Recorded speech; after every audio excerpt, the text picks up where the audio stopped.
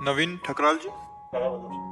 श्री हरिवंश महाराज जी। महाराज जी, साधक संजीवनी में अध्याय 14 श्लोक 6 के अनुसार सत्व गुण के दो स्वरूप बताएं, शुद्ध सत्व और मलिन सत्व। महाराज जी, मलिन सत्व का उद्देश्य संसारिक भोग होता है, जैसे वैज्ञानिक नए नए आविष्कार करता है, किंतु उसका उद्देश्य परमात्मा प्राप्ति ना होकर ये मलिन सत्व। महाराज जी, मैं एक वैज्ञानिक हूँ, जानना चाहता हूँ कि हर एक वैज्ञानिक शोध प्रभु की प्रेरणा से जन कल्याण के लिए ही होता है। हम वैज्ञानिक तो केवल निमित्त मात्र है, परंतु हमें अर्थ की प्राप्ति तो होती है, जो कि पारिवारिक जरूरतों की पूरी करना होता है। तो महाराज जी, ये वैज्ञानिक कार्य किसका है?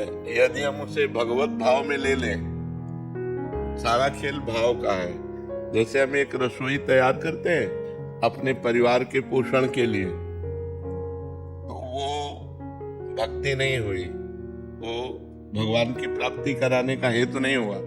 लेकिन वही रसोई हम तैयार करते हैं भगवान के लिए और भोग लगाकर परिवार को पवा देते हैं, तो वो प्रसाद हो गया। प्रसादे सर्व दुखानां हानिरस्योपजायते। प्रसाद समस्त दुखों का नाश करके वो सत्वगुण बढ़ाकर भगवत प्राप्ति के योग्य कर देगा।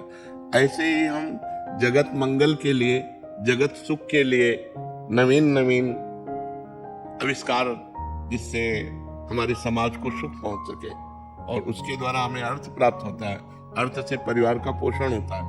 अगर हम समाज में भगवत भावना कर ले, तो जैसे वो भगवान के लिए रसोई बनाने की भावना केवल की गई, कार्य बस वही है।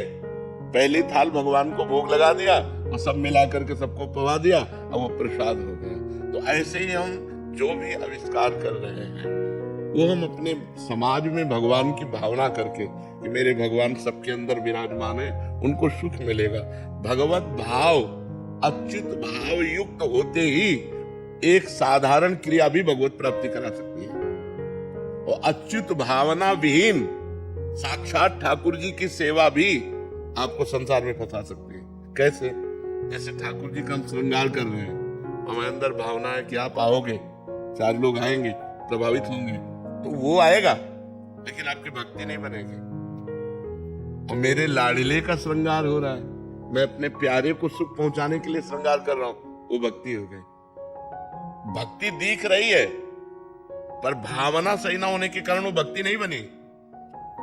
और भावना सही हो गई तो हम आप में अपने भगवान को देख करके आराधना करें। भाव से देखा मेरे भगवान इस रूप में आए, आपको खवाया पियाया, मेरी भक्ति बन गई। एक साधारण क्रिया भी भाव से युक्त होने पर भगवत प्राप्ति कराने में समर्थ है, और एक भागवतिक क्रिया भी भाव सही ना होने के कारण वो संसार में फंसा देगी। तो अगर सांसारिक क्रिया है और उसे हम भागवतिक भाव में ले लें, तो वही भगवत प्राप्ति का हेतु हो जाएगी।